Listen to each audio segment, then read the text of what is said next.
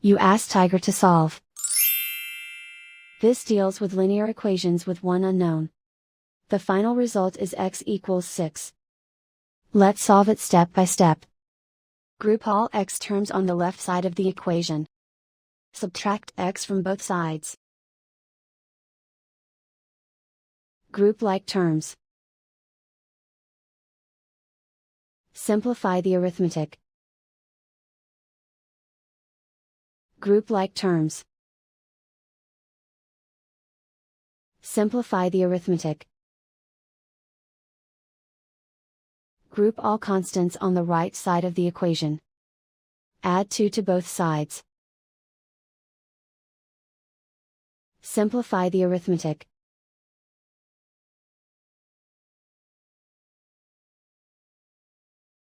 Isolate the x. Divide both sides by 2. Simplify the fraction. Find the greatest common factor of the numerator and denominator. Factor out and cancel the greatest common factor. And so the final result is x equals 6.